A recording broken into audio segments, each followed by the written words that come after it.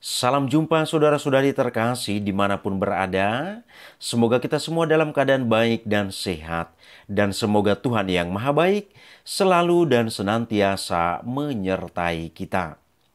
Saudara-saudari, pada sesi ini saya mau bicara tentang sejarah munculnya hukuman salib.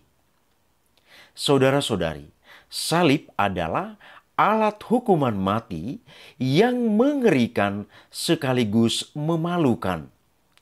Salib adalah metode eksekusi hukuman mati yang mengakibatkan kematian dengan cara yang kejam dan sangat menyakitkan.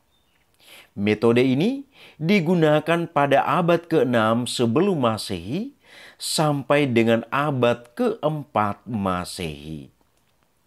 Penyalipan merupakan salah satu bentuk eksekusi yang terkejam yang pernah ada di dunia sejak dalam budaya pra-Kristen dan non-Kristen. Esensi dari penyalipan bukanlah kematian itu sendiri, melainkan penderitaan saat menjelang kematian. Dengan demikian, kematian merupakan suatu hal yang sangat diinginkan oleh orang yang disalibkan. Berbeda dengan cara eksekusi terpidana mati pada masa sekarang, proses penyalipan memerlukan waktu yang relatif lama, sehingga saat-saat penderitaan menjadi panjang. Dibandingkan dengan hukuman gantung, kursi listrik, suntik mati, kamar gas, tembak mati, pancung, dan lain sebagainya yang hanya membutuhkan waktu beberapa detik saja menjelang kematian. Penyalipan membutuhkan waktu berjam-jam. Maka tidak mengherankan kalau Cicero, seorang sastrawan Roma, menyatakan bahwa kata salib sebaiknya dijauhkan dari tubuh, bahkan dari pikiran, mata, dan telinga warga Romawi. Saudara-saudari, mari kita lihat sedikit sejarah tentang bagaimana munculnya hukuman salib ini. Saudara-saudari, hukuman mati ini berasal dari negeri Babilonia melalui Persia yang kemudian diadopsi oleh bangsa Yunani atau Yahudi, kemudian Venesia, dan sejak perang dengan Kartago dan pemerintahan Romawi. Penyalipan paling sering digunakan untuk menghukum agiator politik atau agama. Agiator ini adalah pemimpin pemberontakan dan juga bajak laut atau para perampok yang beroperasi di laut. Kemudian para budak dan mereka yang tidak memiliki hak sipil. Salib dijadikan alat hukuman yang paling kejam oleh bangsa Romawi terhadap para budak dan orang-orang asing, terutama jajahan yang memberontak. Ada berbagai metode untuk melakukan eksekusi sebelum terhukum digantung di kayu salib sebagai hukuman permulaan, yaitu pakaian orang yang dihukum harus dilucuti terlebih dahulu, kemudian dicambuk berkali-kali. Setelah itu diharuskan menyeret balok kayu salibnya ke tempat hukuman di mana batang tegak sudah terpasang di tanah. Kemudian ia diikat dengan tangan terentang ke balok silang atau langsung dipaku pada pergelangan tangan. Kemudian diangkat tinggi-tinggi ke batang tegak setinggi 3 meter di atas permukaan tanah. Saudara-saudari, selanjutnya kaki dipaku ke batang tegak dengan posisi kaki agak ditekuk, sehingga terhukum sulit untuk bernafas karena harus menahan berat beban dari tubuhnya sendiri. Jika orang yang dihukum hendak bernafas, maka ia harus mengangkat tubuhnya ke atas dengan posisi kedua tangan terpaku. Di atas kepala orang yang dihukum juga ditempatkan sebuah pemberitahuan yang menyatakan namanya dan kejahatan yang dilakukannya. Kemudian saudara-saudari, di atas kayu salib, disebabkan oleh kelelahan dan gagal jantung atau dipercepat oleh eksekutor dengan menghancurkan kedua kaki dengan tongkat besi sehingga goncangan dan sesak napas segera mengakhiri hidup si terhukum. Saudara-saudari, berikut ini adalah catatan sejarah raja-raja yang pernah memberlakukan salib untuk hukuman mati. Misalnya pertama, Raja Darius pertama, yaitu Raja Persia, menyalibkan 3.000 lawan politiknya di Babel pada tahun 519 sebelum Masehi. Kemudian Alexander, raja dan imam besar Yudea, menyalibkan 800 musuh Farisi.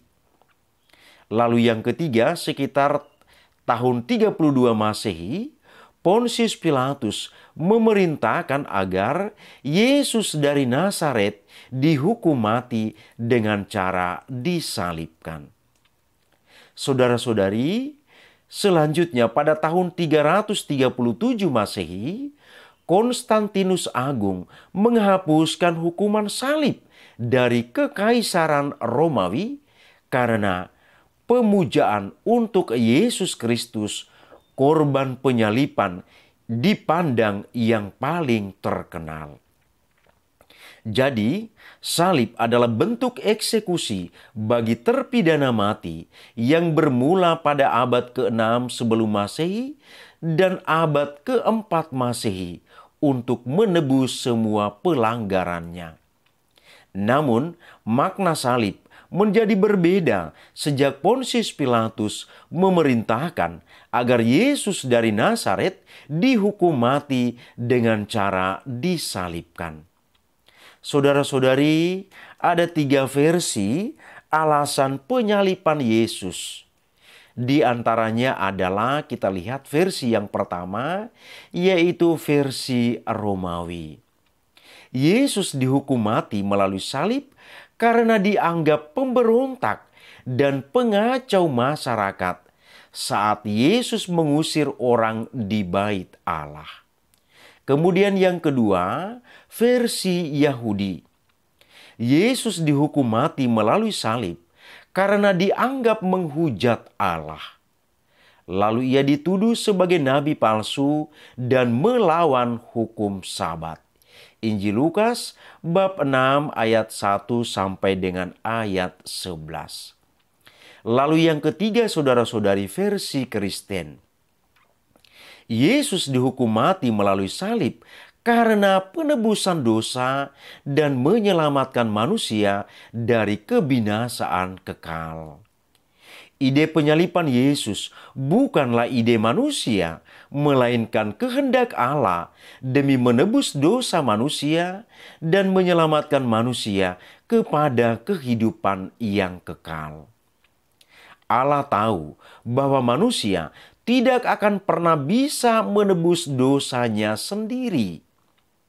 Itulah sebabnya dalam Perjanjian Lama di dalam Alkitab, ketika seseorang berdosa, maka dia harus mengambil seekor hewan yang tidak bercacat untuk dijadikan kurban sebagai penebusan dosanya.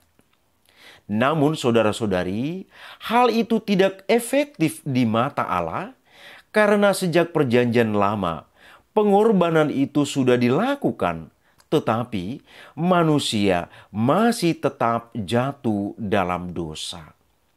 Artinya, manusia tetap menjadi tawanan dosa dan hamba iblis. Itulah sebabnya Yesus sendiri turun dari surga menjelma menjadi manusia yang tidak bercacat. Namanya Yesus. Ia menjadikan dirinya sebagai korban untuk penebusan dosa manusia, sekali untuk selama-lamanya. Dan barang siapa yang percaya kepadanya akan memperoleh hidup yang kekal. Ada satu hal keunikan penyaliban Yesus yang tidak dilakukan kepada para terhukum yang lain, yaitu mahkota duri yang dipasang di kepalanya.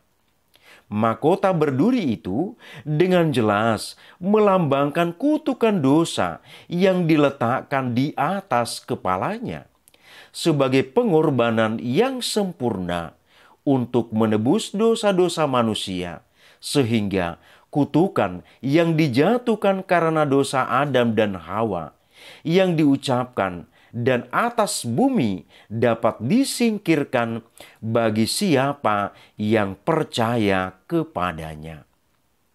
Dengan kematian Yesus di kayu salib dan kebangkitannya, Yesus telah mengambil alih kembali kuasa atas maut yang sempat jatuh ke tangan setan karena dosa Adam dan Hawa. Demikianlah saudara-saudari sedikit ulasan tentang sejarah munculnya hukuman salib. Semoga bermanfaat bagi kita. Terima kasih, Tuhan memberkati.